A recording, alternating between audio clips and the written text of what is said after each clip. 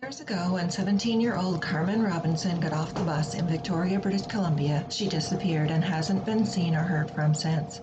It was Saturday, December the 8th, 1973, when she was last seen as she exited a bus at West Burnside Road and Holland Avenue, located approximately 2 blocks away from her home.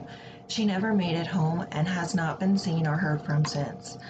In the initial stages of the investigation into Robinson's mysterious disappearance, authorities focused on her family and asked them if they had any thoughts about what may have occurred that night. While her family has refused any media appearances, they have stated that Carmen was happy and healthy and had very few enemies as a person, if any. Carmen worked as a dishwasher in the Ingram Hotel on Douglas Street near Burnside Road East, and the afternoon she finished her shift early, and that night she got off the bus intending to enjoy the 2 days she had off of her duties. She was last seen walking into the night toward her View Royal home. Authorities continue to investigate Carmen's case and hope that the general public can assist in the case.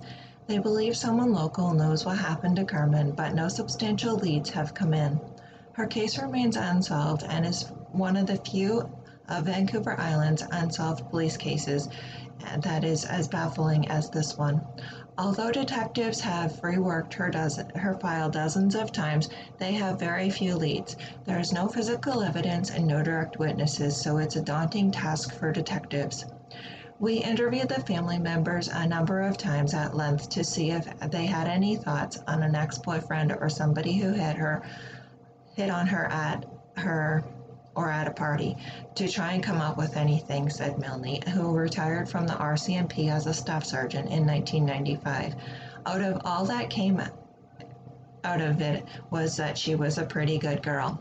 Detectives briefly said that they used an uncommon tactic where they put their wives on buses late at night and told them to look for anyone suspicious. Unfortunately, this turned up no leads.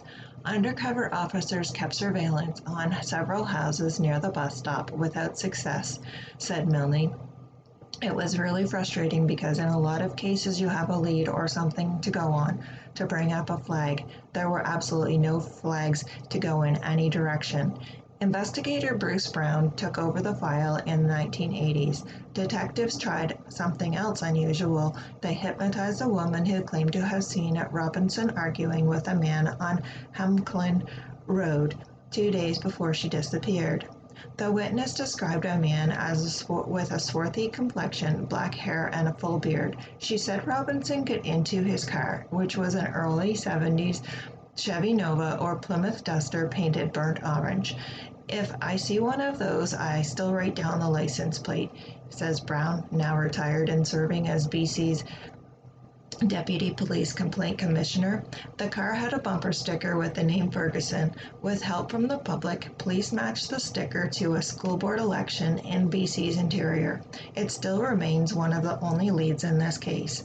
I don't know, I'd say it will never be solved, but I hope it's resolved, said Brown. Although both Brown and Milne still think about the Robinson case, they don't appear optimistic it can be solved without a major tip from the public. I'd be surprised unless it turns out to be someone on their deathbed that decides to make a confession, said Milne. There's somebody out there who knows something who hasn't come forward just yet. West Shore RCMP Inspector Jim Faulkner said the case remains substantial and is investigated from time to time, but police could still use the public's tips. Carmen Robinson was born in 1956 and is 5 feet tall and weighed approximately 100 pounds. She is a Caucasian female with blonde hair. If you have any information as to her whereabouts, please contact the RCMP West Shore Detachment at 1-250-474-2264. And if you'd like to remain anonymous, please call Crime Stoppers at 1-800-222-8477.